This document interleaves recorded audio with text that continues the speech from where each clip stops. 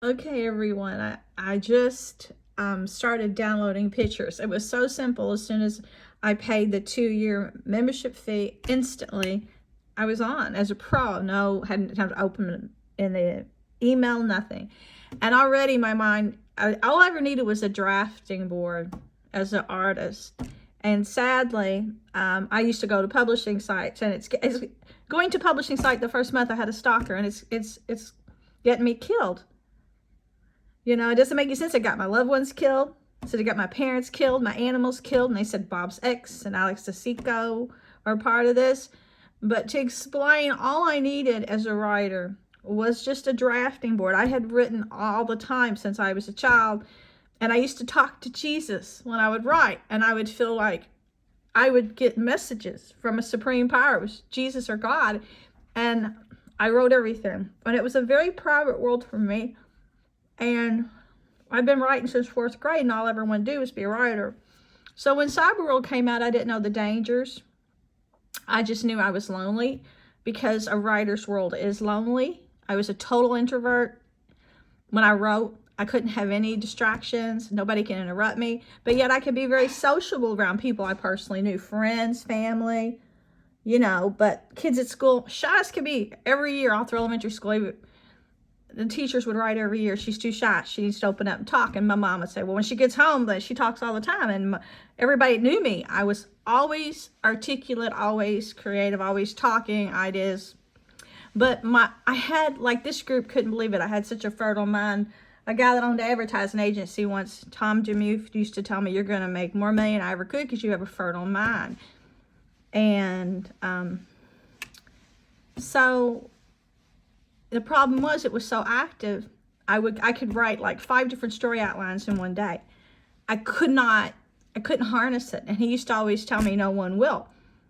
And what I needed was a place that lets me, because I used to get all these photos. My favorite thing to do throughout school, collect those cute photos, you know, with the cats and dogs and butterflies and scenery, and I would start different stories each photo.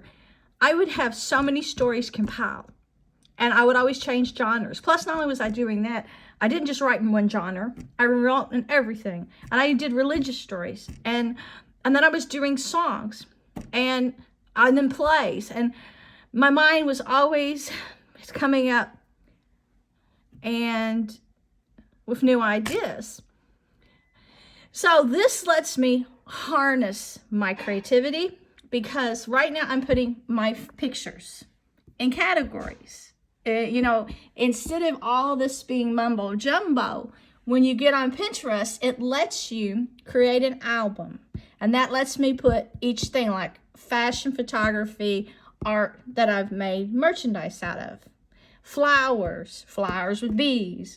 And I couldn't do this with Apple. I tried with their art program and with iPhoto, and there are too many little folders scattered out. They've made me so blind I can't see those little folders, even with big glasses, you know, those little bitty with the writing. I can't read them. It's a nightmare, and that's destroyed my desire to be creative.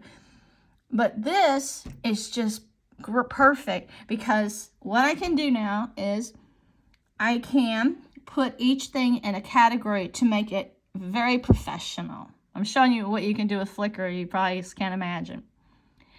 Not only that, the way my mind works, as soon as I get myself organized, then I can start using these boxes for creative projects.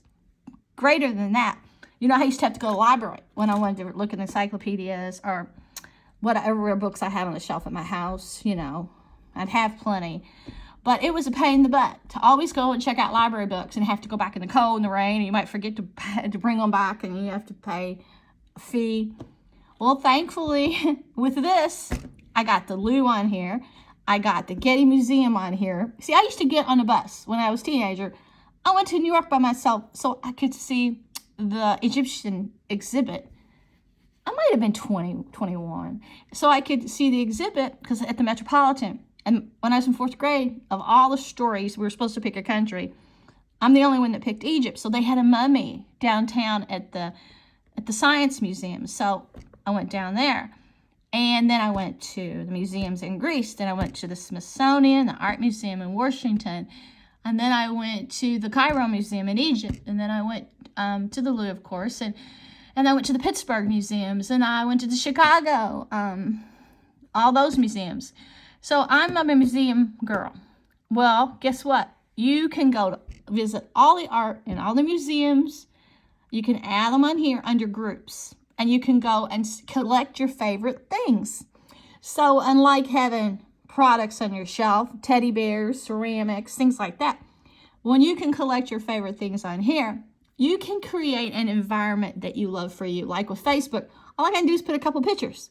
I can't write stories. They say, oh, you got to go to your blog for that. My blog, I can't interact with people. I've tried building websites, Wix and all that, and they keep deleting them. They lock them up. People just like to torment me.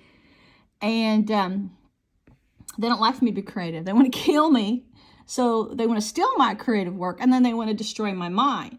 But this way, you have it all in your own realm. This is your place. So after I get all this together, my mind has to research. They don't let me do that, but I love to research, okay? And every time I research, I come up, it lets me come up with ideas, but I have to have a free mind to do that.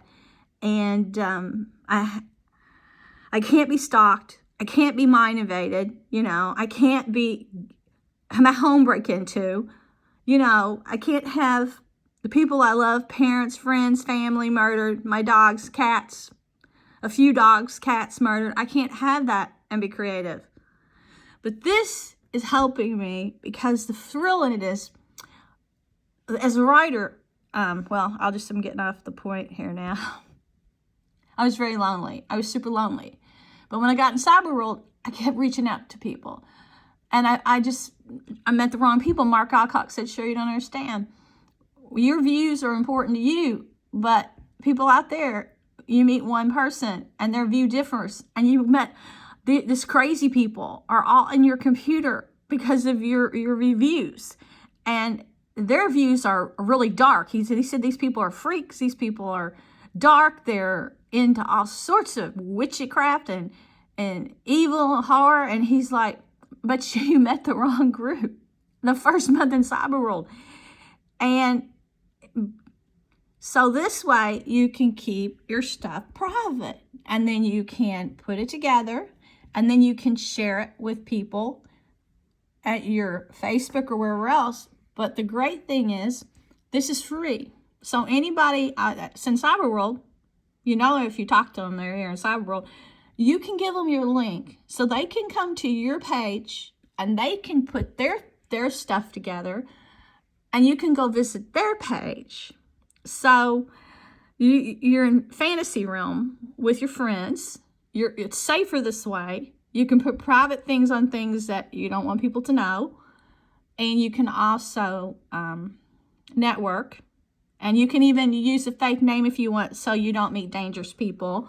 They don't have to see personal information, your telephone number or your address. And once I get all this organized, then I can start sharing with you the new things I discover on here that I know you'll like. You know, I have a creative mind. I'm a very adventuresome person. I'm outgoing. I used to be really outgoing in life. And I love a lot of the same things you do. But see, this way, with all this horrible stuff going on in the world, we can build our world together as friends.